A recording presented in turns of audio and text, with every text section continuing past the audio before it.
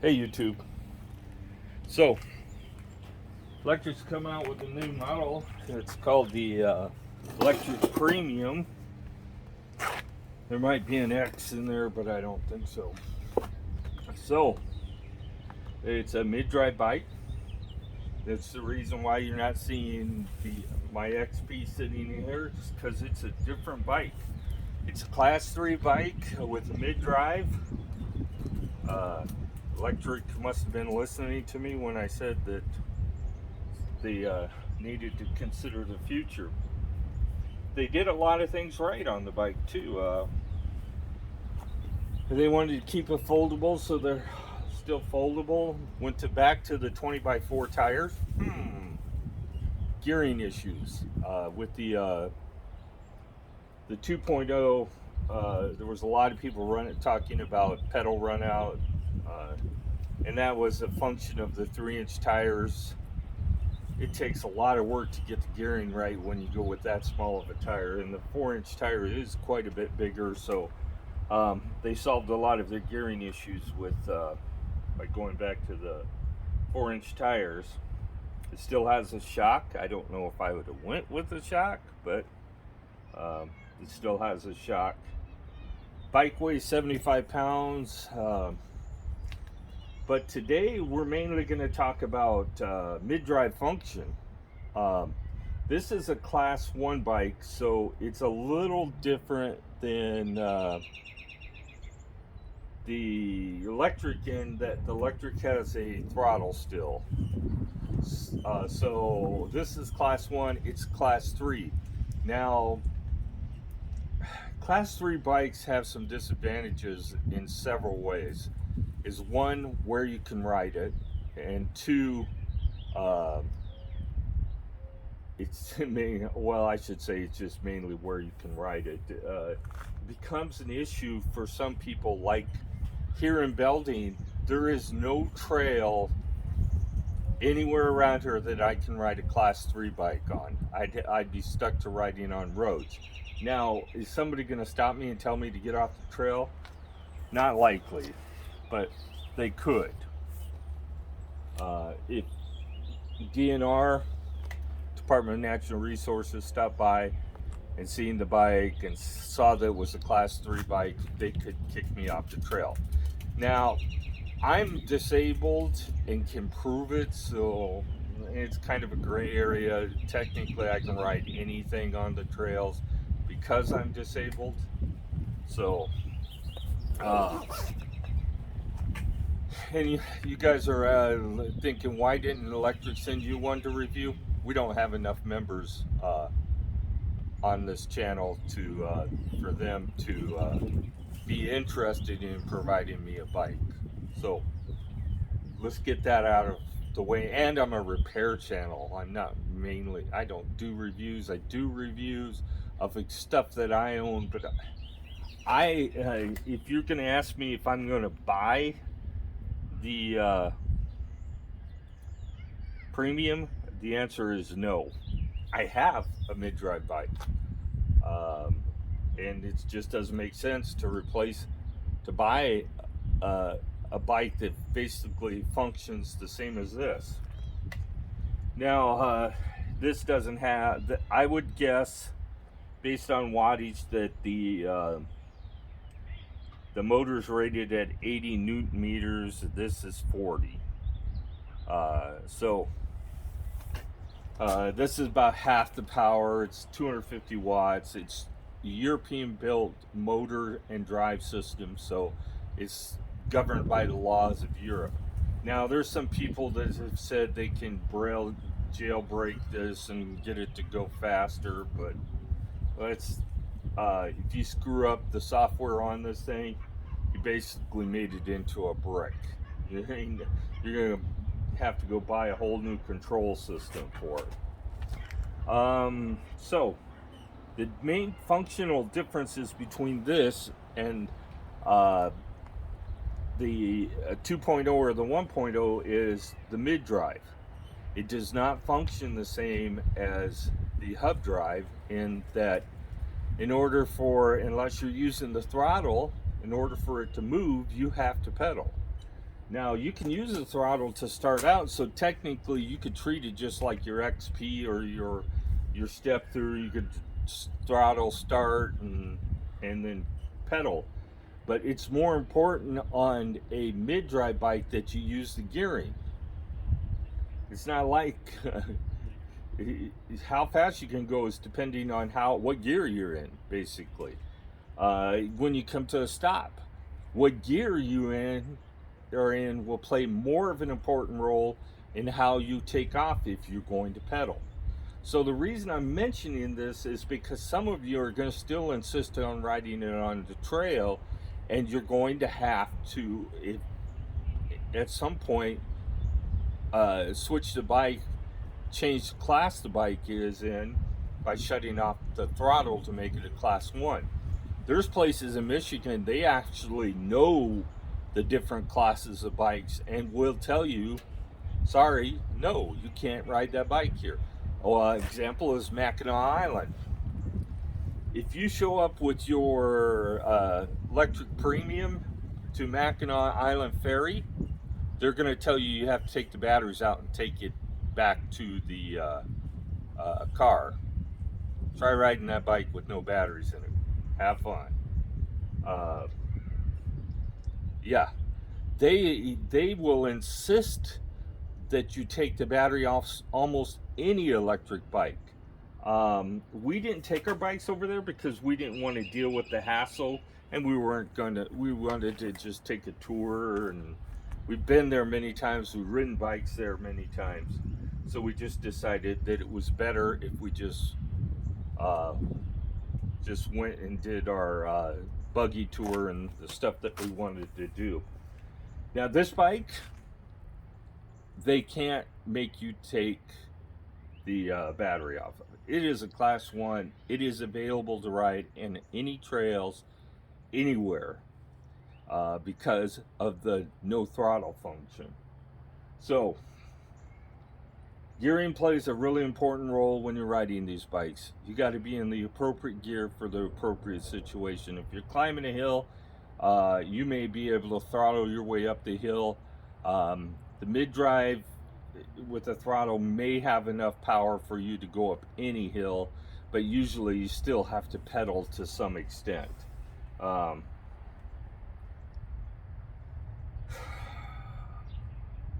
So hydraulic brakes, you're gonna love them. They work very well. I don't know what they did with the folding mechanism on the premium to make it so that they could guarantee that the tube doesn't get crimped. They may be using a braided line. They may have it positioned so it can't crimp. There's a couple of different methods they could have did.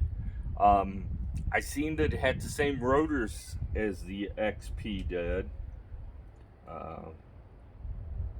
So as long as the rotors don't warp, you shouldn't have as many problems with the brakes. But my problem has been in the past is the rotors warped every time I pulled the brake, and I had to come back every couple 100 miles and re-screw the rotors to keep them from rubbing. Not so on this bike. This is a complete Shimano system, including rotors. I haven't had to do anything to them. No problems at all. Stop great, work great, and I won't mess with it unless I absolutely have to. So they work really well. They're 160 millimeters, and they work, if not as good or better than the 180 millimeters on the XP that we have. They make brakes from smaller than 160, I don't remember, 140 I think it is, clear up to 203 for a bicycle. I'm sure you could find some off the wall brand ones that are bigger, but they typically are 203 is the upper limit. So the gearing works in the same way as this does. I'm going to turn the bike around so you guys can get a look at it. Or actually I could just take it and turn you over here, look down. So you have a hub. You don't have the big motor there on a mid-drive bike, and you have the gearing. This happens to be a 9-speed. The one on the XP Premium is 7-speed. I don't get it, and they went with a freewheel again instead of a cassette. I just don't get their idea. It can't be that much in difference in price to upgrade to a cassette hub. I just don't get it. That's one thing I didn't get when I was looking at it. Same shifter that you have on your 2.0, same derailleur, probably a different chain because the mid-drive bike, I'll turn around here.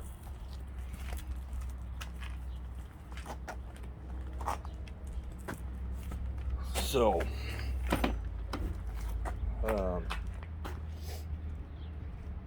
so on a mid-drive bike, you have you need a stronger chain because all the torque from the motor goes into the chain.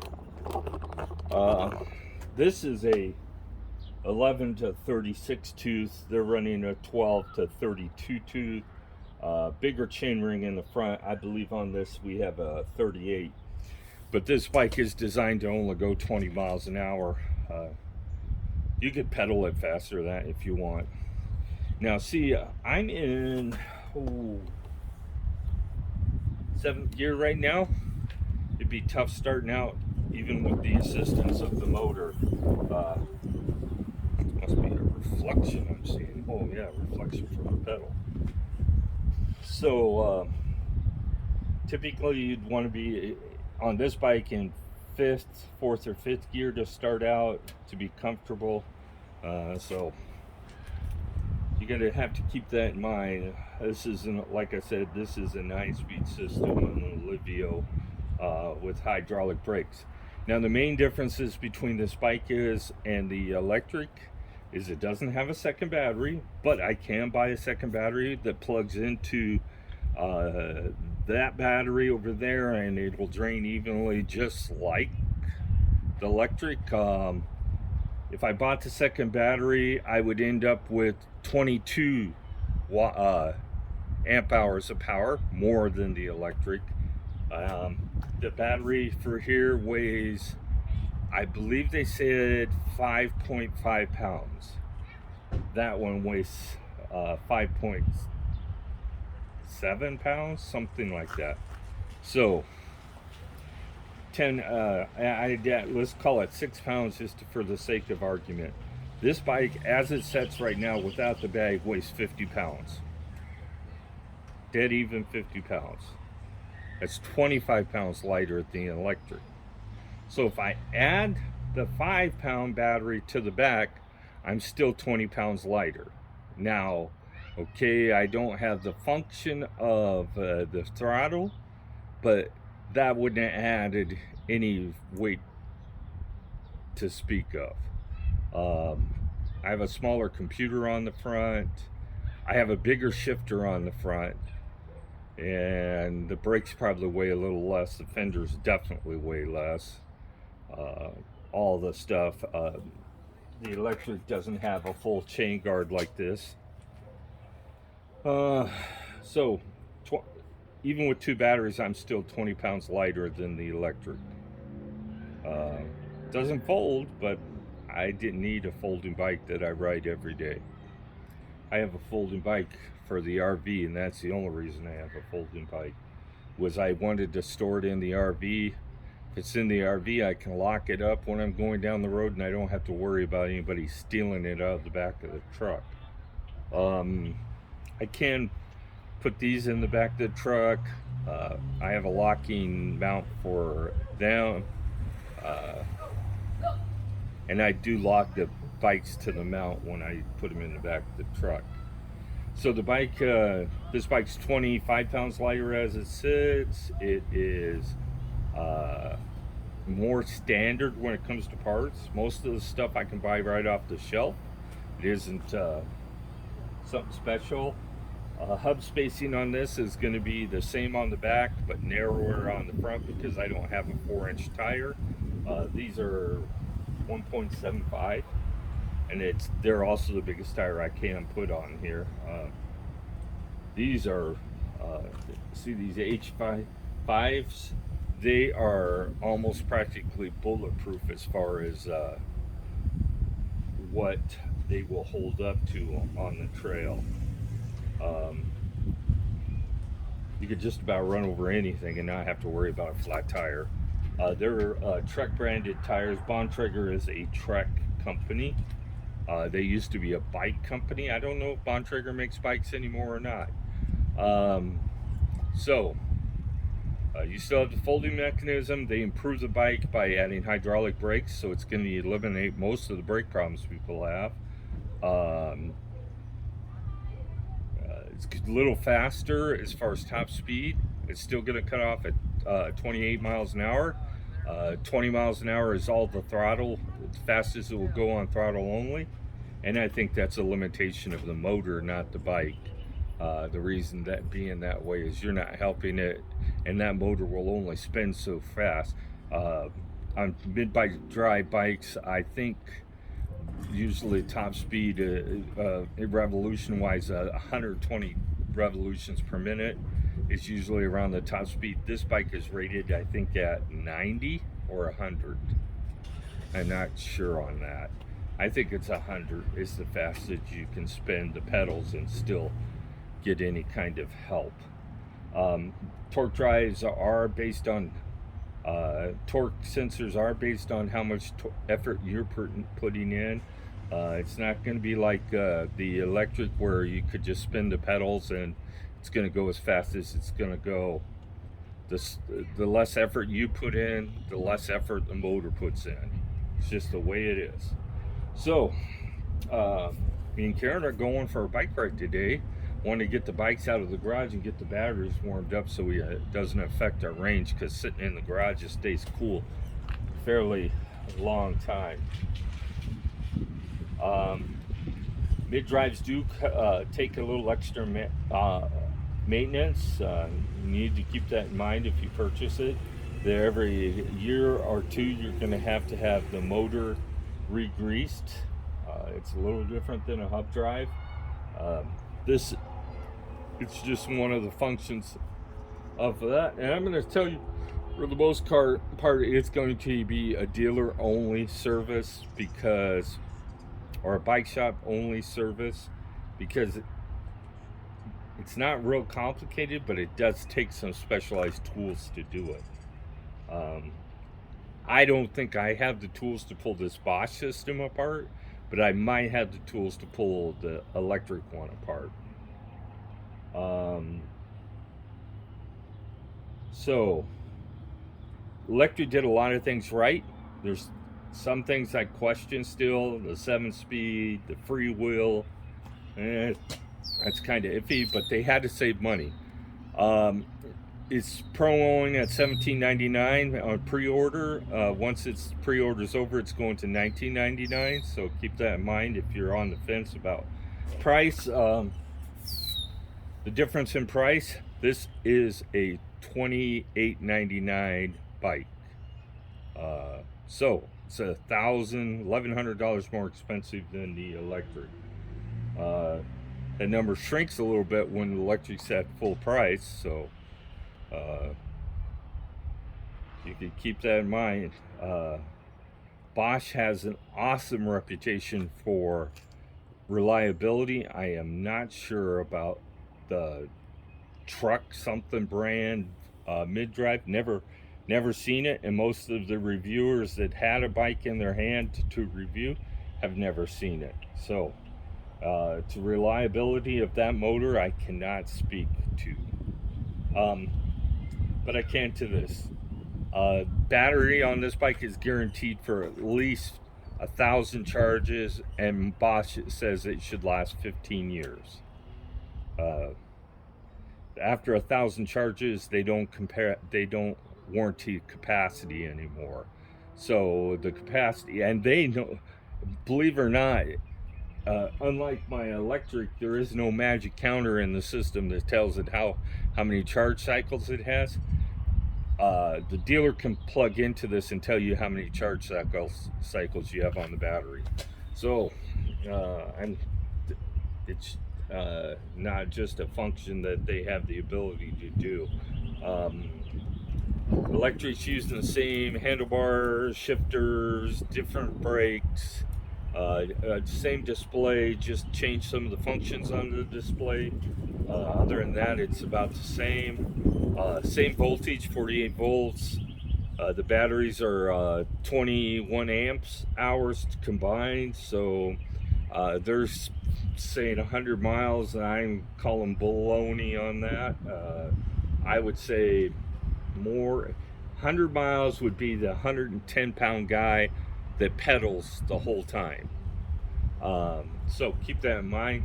I would put a realistic number on the range of 45 to 50 miles. Most people are going to be wanting to get off the bike before they get 50 miles on it. It's not going to be, it isn't a bike designed for long distance. It's designed for pleasure riding, and quite frankly, it's going to set way too upright for you to be comfortable for 100 miles. You might be able to do it, but you're going to wish you didn't maybe the next day. So overall, I would say the Lectric at $17.99 is a great value, the premium. If you're looking for a mid-drive bike, it's a good value. There are plenty of bikes that are mid-drive. They're in the $2,000 range. They may not fold, and they may not weigh 75 pounds. But keep that in mind. Once you hit that $2,000 range, you have more choices. So at $17.99, if you're on the fence, if you're thinking about it, don't stay on the fence too long if you really want a mid-drive bike. The advantages of a mid-drive bike is range.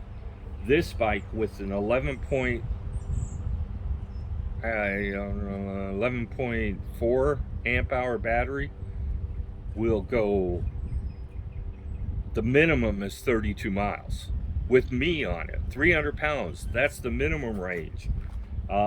You put a 100-pound, 120-pound person on this bike, the range is going to be 45 to 50 miles. So mid-drives are more efficient. This one is really efficient, but it's also only 250 watts versus the 500 watt rating on the Lectric Premium. So folks, get out and ride your bike, enjoy. Please subscribe.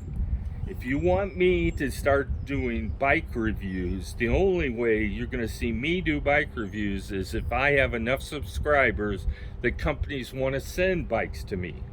Now, if they want to send me a bike, I'm gonna give you an honest opinion of it. I'm going to tell you how I think how long it will last, how well it does, and the actual range with a 300-pound person on it.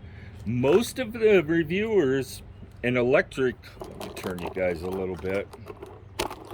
Lectric hasn't figured this out. They haven't sent any bikes out to guys that are my size to review. Are they worried? I don't know. I haven't got any offers to do any reviews for anything except for an electric coat that they wanted me to buy. If I have an electric coat, what would I need with another one? So, if you have questions about the differences between hub drives and mid drives, go ahead and submit them in the